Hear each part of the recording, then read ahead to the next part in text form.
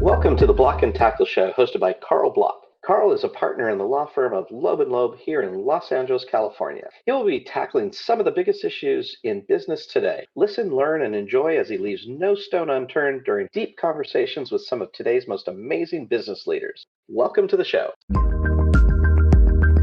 So I want to talk a little bit more generally about the business community, and it's probably no secret to you that um, when you have such a large city and you have, so many things going on in the city, and you have a police department that is understaffed, and you have many taxes that you have to pay this is a tax heavy state, and there's a lot of state and local business regulations. When what is great, what is a great goal, and I hear this from a lot of business people, the more they can bring business back into the city, the more they can, make sure that it's safe to have business in the city, that it's not so regulated that it can't work. You're going to create jobs, you're going to get city tax, you're going to have people who are going to spend more money in the city, be more economically self-sufficient. I mean, the number of advantages to this, it's legion. What do you hear from business folks about, hey, this could be a tough place to do business. What can be made better? I hear a lot. Okay, first of all, I'm very proud of the relationship that I have with a number of business organizations. I have spoken at a dozen or more chambers of commerce around the city since I took office. I certainly have a long relationship with BizFed. They endorsed me early on in the primary, and I was very proud of that. I visited, with the LA Business Council, with VICA, with the Valley Economic Alliance, Yep. on and on and on. Okay. And so from my vantage point, I stay close to business and I listen to business owners. A lot of the small businesses in our community are getting squeezed on every side. Okay. Addressing the retail theft and the smash and grab is actually a business issue. May not sound like it, it may sound like a crime issue, but it's a business issue because our brick Absolutely. and mortar businesses are already facing all kinds of problems from online shopping. And when you add the level of theft, it's incredible. So I've met with a very large retailer who shall remain unnamed, who brought in the evidence and the statistics to show that they had lost $140 million in theft in 3 stores in the city of LA in 1 year. That's incredible. That's intolerable. Of course. And so in part as a result of that meeting, Chief Moore, soon to be Chief Toy, but right now, last July, Chief Moore did a retail summit with the sheriff's department, with, the feds, with just bringing together retailers, law enforcement agencies, and prosecutors to sit down and figure out ways to address the retail theft problem. Believe it or not, housing affordability is a business issue. I know it doesn't sound like one, but it is. Convincing large businesses to open a center here, whether it's Google, okay, whether it's a lot of the businesses and the tech businesses that are locating from Australia, New Zealand to the United States, okay? How do we stop them from going to Denver, okay? How do we get them to come to LA? Because they should want to be here. I mean, so some of those issues are policy, some of that is the mayor and council, but some of it is us. When we really wanted to keep the film industry here, we appointed a film liaison office to streamline the permitting process so that production companies could produce easily on our streets. Taking that concept and having an ambassador or someone in charge of streamlining the permitting for, I don't know, new developments, for streamlining the permitting for a new restaurant, for whatever it is that people want to do in this city, is something that's worth addressing. And so I'm working on all of those fronts as we move towards, the games and the Olympics. I get questions from some of our consul generals like, oh, what was the one? Oh, we want to have a hospitality suite. We want to do the equivalent of a pop-up for the, month that the Olympic activity is here. What do we need to do that? And so setting up an office that is a liaison that allows them to get their alcohol license from the state to sell alcohol, to get their county permit to sell or serve food, to get their city permits for conditional use permits so that each country can feature its products in a pop-up. We're working on that already. And it's, years ahead. But the main challenges are the cost of housing, the encampments in front of the business locations, the theft that we need to address.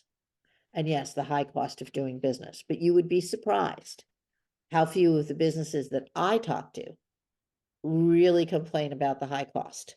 Taxes and labor costs are always on their list, but that's not what's capturing people's immediate attention.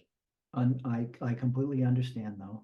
And, we haven't really talked about the homeless problem, but that of course is a part of it.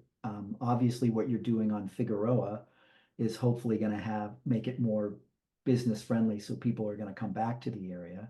And housing, like you said, if people can't build housing, or, we expect people to take jobs here, but they have to go live out in Palmdale, that may not be attractive. Hey, listen, Palmdale's close. At least it isn't Utah or Arizona or Tennessee, right? Well, and in that regard, if they can go to Tennessee, someplace in Tennessee, and people only have to commute for 20 minutes, that's helpful. But as you say, if we can deal with housing and bring people to the city who could probably create jobs in the community itself, that's a huge win. Yes, I agree with that. And we've been, Mayor Bass's executive directives have had an enormous impact on the throughput. It may or may not be visible yet in terms of housing as opposed to encampments. I think the cleanup Sure. of encampments is visible everywhere. But the throughput on housing has been at warp speed. And there should be a number of units coming online this year and next year that wouldn't be there but for her initiative. That's great. And with respect to the homeless issue, are you in a lot of litigation over the efforts that you're doing? Yes, of course. I just signed off on our amicus brief and grants pass, I think last night.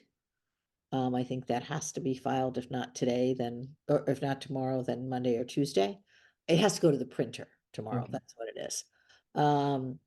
We have an absurd situation where the Alliance case, we finally delivered, and this is just my perspective, okay?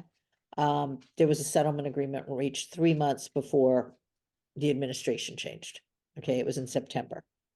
And we have brand new council members, and part of the deliverables under the settlement were district by district metrics, okay? And all of a sudden you have 7 council members who've never even been briefed on the Alliance case, much less the settlement agreement. You have a brand new mayor, okay, who's reacting more to homelessness in real time. You have a brand new city attorney who's learning on the job as fast as she can, and settled cases, with all due respect, weren't the first thing that caught my attention. And so it took us some time to develop the guideposts and the guidelines that the agreement that was entered into required. But we delivered everything except 1 or 2 pieces of paper by, December or January, when we switched over offices. And then, yes, we delivered the final step of district by district milestones, I think in December or January. Despite all that, and all the effort and all the money that has been spent and all of the metrics that we have produced, the Alliance folks took to filing a motion for sanctions. And suddenly they want $6.5 million from the city because we were late on delivering a schedule. That's not helpful. That diverts resources, that diverts money, that really should go toward building housing into the pockets of lawyers. And my office gets involved at that level. Understood, understood. And I think that, there's a lot of business people who don't really understand the concept of sanctions because they're not in litigation all the time. But one wonders why everybody in the city doesn't have their oars in the water and rowing in the same direction to just try to solve the problem. Pitch, okay? You can't get punitive damages against the city. That's a matter of state law.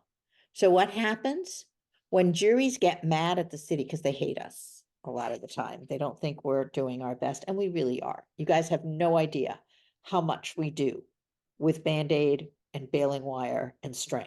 Okay, we just don't have the resources for the behemoth that the city is. But when juries can't award punitive damages, what they've taken to doing is, a plaintiff has $25,000 of actual damages, but the jury doesn't like what we did. All of a sudden, they're awarding cajillions of dollars in soft costs, in anxiety and depression and emotional distress and hostile work environment and retaliation and pain and suffering and all kinds of things that are not measurable. And so one of the things that I've argued for is a cap on the soft damages that can be awarded to a plaintiff against a municipality before it becomes treated like punitive damages. And so if we can cap it at 3 times actual, okay, or a bogey of $1 million. I mean, I don't care what it is. At some point, the lottery ticket needs to be enough. And we have to realize that when juries give these ridiculous awards, what they're doing is they're giving away your money and mine. It's tax dollars, because the city of LA, well, we like to call ourselves self-insured. Do you have another word for that, Carl? No, I mean, no. Uninsured would be Yeah, another yeah, word for it. Okay, it's all good. No, I mean, I understand. That's, in theory, the laws were designed to give the cities enough immunity and obviously have a source of taxpayer funding that you wouldn't get insurance for. But what's also sad is when people do this and they get these awards, it's not like they're being used to put into to go give to social workers to help homeless people and encourage them or to get them rehabilitation of any time. It's just going into individuals' pockets, which Or it's going to fund more litigation. yeah, There is, people talk about the military industrial complex. People talk about the homelessness machine, okay? There's also a professional plaintiffs kind of bar that, and I have nothing but respect for the lawyers who protect consumers, who do the 100%. kind, okay? That's why I formed my public rights branch, and my public rights branch does not compete with private lawyers. It's not like we go and we try to glom onto a case where there's someone who would take it on a contingency. We really bring only those cases where there isn't a financial incentive for private lawyers to do it. So I'm not trying to interfere with that work or with the livelihood of consumer plaintiffs lawyers. Many of them are dedicated and true believers and do fabulous work. When they come after my city, okay, especially on lottery tickets, is when I get I a little get it. concerned. I get it. And I want to say, frankly, I understand the need for plaintiffs' lawyers. I'm not somebody who says that it's ironic that some people would say even, they step in where legislation can't be enacted and they guard a lot of people's safety, and I get it. So I don't want to be thought of as somebody who's just anti-plaintiffs lawyers per se, but there's people who look at the big picture and understand, and then there's people who are repeat litigants over and over and over and over and over. Well, and one of the things that I have changed in my office, Mhm. I will not be settling cases for a regulatory scheme. That's a thing of the past. Okay, because what happens is our city agrees to this complicated regulatory scheme and milestones and guideposts and things that we need to do by date certain and whatever. None of that has gone through the policy process. None of that has been vetted through council. The staff hasn't had a chance to work on it. The various constituents from around the city haven't had a chance to look at it and say, well, wait, that doesn't work. Well, wait, that doesn't work, and help us craft better legislation. No, instead, what happens is a bunch of lawyers, okay, plaintiffs' lawyers, and my litigators get in a room and say, okay, can we live with this? Can we live with that? And they come up with a regulatory scheme that's really policymaking. Understood. And that's And not, it's bad policymaking. yeah, 'Cause and that's not good. It's not good. I completely understand your frustration there. That makes a lot of sense. Tell me if there's anything else that you want to tell people about the homeless situation, what they can see coming up, or any new ideas you guys are doing, or anything you want to. I mean, there are people who are obviously going to listen to this, but anything new that you want to tell people about what's going to happen with the homeless problem? Article 34 of the California Constitution currently stops the city from doing subsidized or social housing. Mhm. It is controversial to want to get rid of Article 34 in many quarters because people say government's wasteful, government doesn't know how to spend money. But let me put it to you this way: government's spending the money. We're spending $1.3 billion or $1.4 billion this year, okay, on housing and homelessness. And what doesn't make sense is to prevent us from being able to spend the money directly to build what we need. Instead, we have Article 34 of the Constitution that says you can't do subsidized housing, but you can lend. So we have to lend money to a nonprofit who then takes a piece of it and then goes and finds a builder who takes another developer's piece of it to build affordable housing. And that's how our costs of affordable housing go way up, because there's so many layers of bureaucracy and so much reporting that it doesn't make a lot of sense. I would urge all of your listeners, no matter what their political persuasion, to consider getting rid of Article 34. It makes it impossible to build residential housing. We already have limitations on the city's ability to raise taxes. Okay, the voters will get their say on that, but let us build projects. The carpenters have a fabulous product, which is this prefab, pre-made housing that's very affordable and very easy to put down on land. And we have trouble using that because we, the city right now, are prevented by Article 34 from doing things directly. So please vote yes on the ballot measure to repeal Article 34 in November. The other thing I'll tell you is we do have 3 state enterprise zones within our city limits. I don't know if anybody knows that. But the 3 are the Los Angeles Hollywood zone, the East LA zone, and the Harbor Gateway communities. And it provides state incentives to business owners to open there, to hire eligible employees in the area. It provides credits and taxes for your machinery and equipment. It gives you additional business expense deductions. You were talking about the cannabis businesses. A lot of this is state. So having a business in one of these authorized zones, which by the way, are usually managed by the California Department of Housing and Community Development. That's something that we can all work on together to publicize and attract business to LA. We also have 40 business improvement districts. I assume you're familiar with those. But I don't know if all of our listeners are. Okay, we have what's called the Business Improvement District, for short, the BID program. And it's managed by the city clerk's office. All 40 of the bids and their contact information is online. And these are hyper-focused local districts that can band together to improve cleanliness, security, and marketing in a given location to attract more businesses and more customers. They're funded by the property owners within the district through additional taxes or fees. And I have seen remarkable transformations around the city when people utilize those provisions. So I would encourage you and your listeners to do that. I'm always here to listen. If there's a part of the bureaucracy that isn't working for you, besides, I just want to do what I want to do, no regulation. Let's not go there, guys. But seriously, if there's something where there's too much redundancy, okay, and it's not public safety, where sometimes redundancy is necessary, let us know. We'll try to figure out a way to do it. If it's cumbersome, we'll try to figure out a way to do it. If there's an avenue to corruption, okay, that you're seeing, let us know. We're anxious to shut it down. I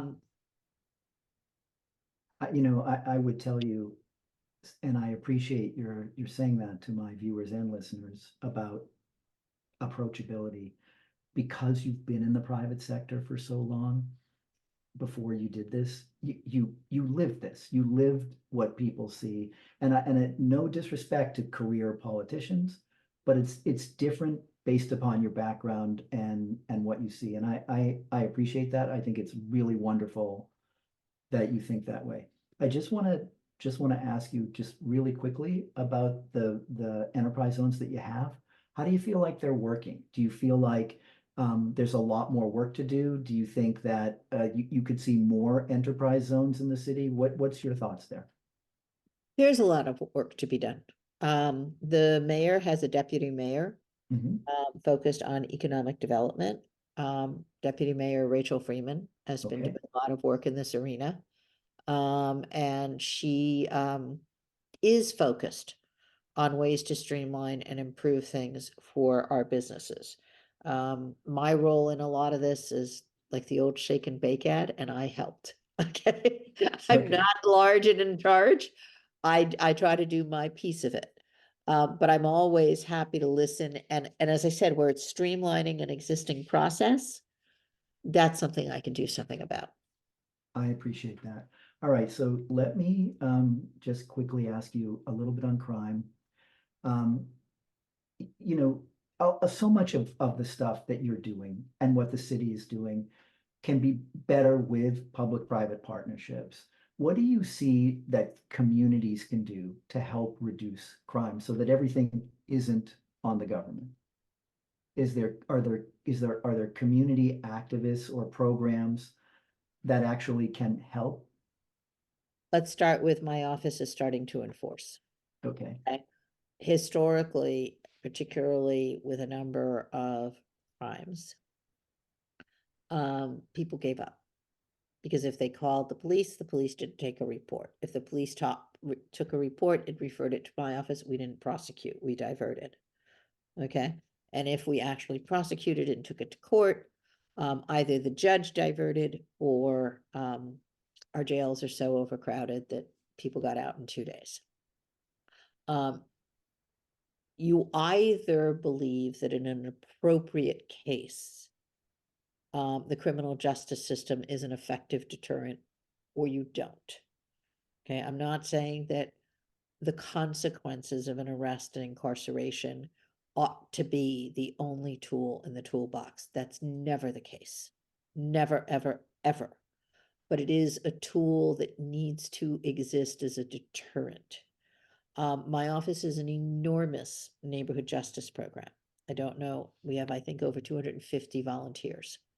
And it is a true restorative justice program for low-level misdemeanor crime, whether it's vandalism, whether it's petty theft, whether it's failing to pick up dog poop. I mean, whatever it is that comes to us, rather than treating it as a, charge and arrest kind of a situation, we put together a panel of these wonderful volunteers around the city. I would make a pitch, especially in some of our communities with less free time and less advantages because they're working really hard jobs. I would make a huge pitch to individuals who are bilingual, who are individuals of color. Please come volunteer for our neighborhood justice program. It works very well in some parts of the city. And yes, please, everybody, no matter what your background, apply. Because it's a way to address the tension. It's a way to make the perpetrator aware of the harm caused and a perpetrator who takes it seriously and makes the amends, I think our recidivism rate out of our neighborhood justice program is only 5%. So what can people do? Volunteer for our neighborhood justice program. What can people do? Get to know your senior lead officer. We have 21 police stations and 5 bureaus around the city. You wouldn't believe how much good a number of our officers do in their respective communities unless you spend time with them. Whether it's a youth leadership program, which so many of our stations have. My office participates very actively in a prom dress sale, where for high school students, every graduation, right before graduation, the police stations do, kids get to come in and pick out clothing. We need men's clothing. We need used suits, lightly used, please, ties, tuxedos, shoes, prom dresses, and we make it available to these high school kids to make their evening special. And so lean in whatever way you can in your community. Because if you're a true Angelino like I am, you want the city to work. We all want this to work. And our city works on volunteerism, on working together, and on a community-based model. I think that's so well said, Heidi. And, you know, when I hear some stories about people in communities who either have been victims of crime or somebody in their family may have done something and they feel lost and they don't feel like they have hope and they don't feel like people listen.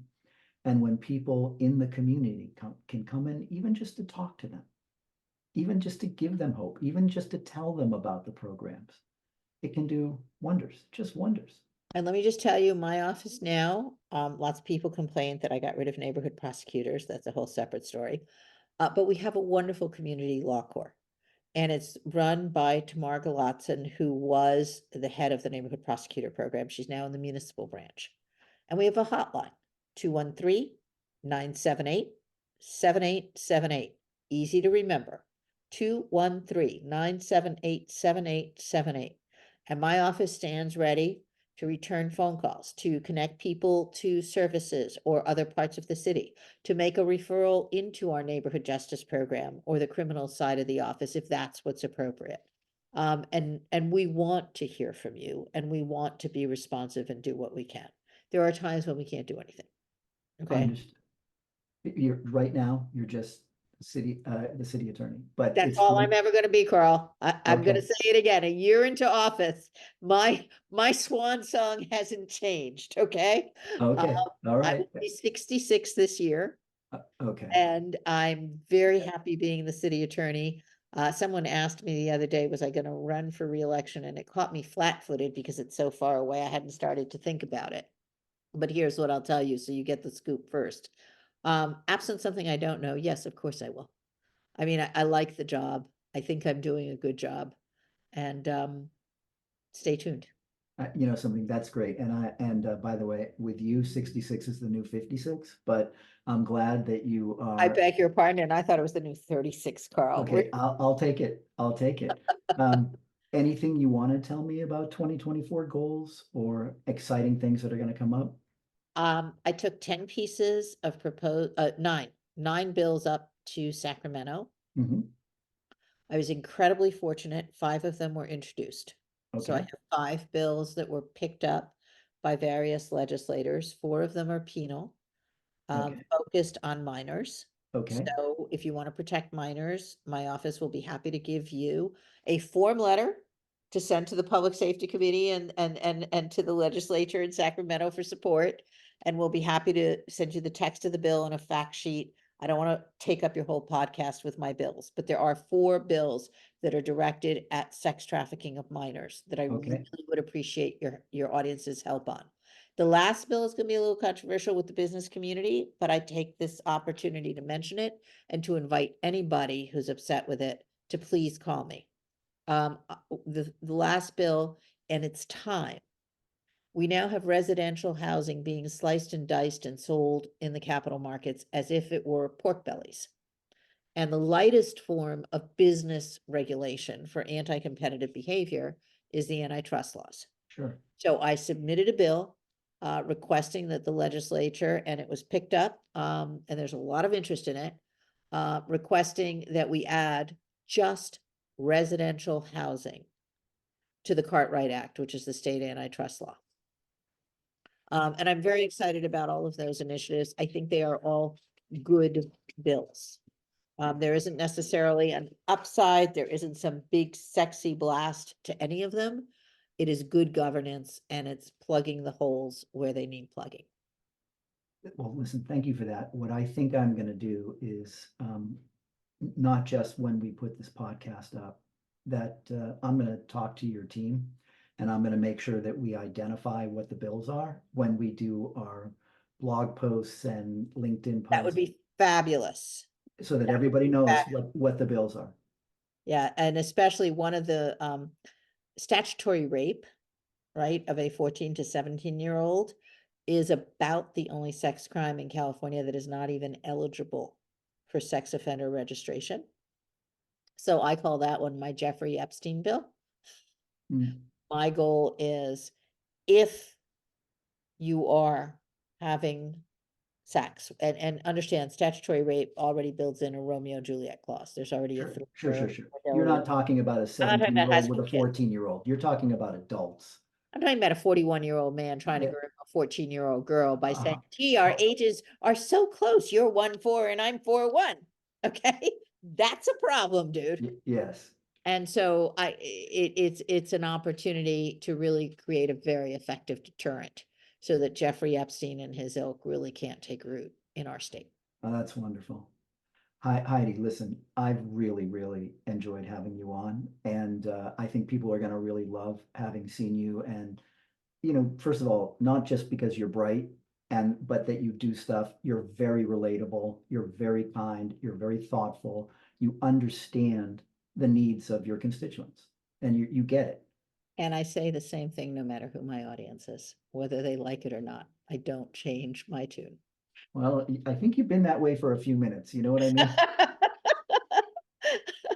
You mean like from the first time we met? Could be. Could be. Thank you very much, Carl. Thanks for tuning in. If you want more info on the show, please visit blockandtackleshow.com. And you can also email me at carl@blockandtackleshow.com. Thanks for tuning in.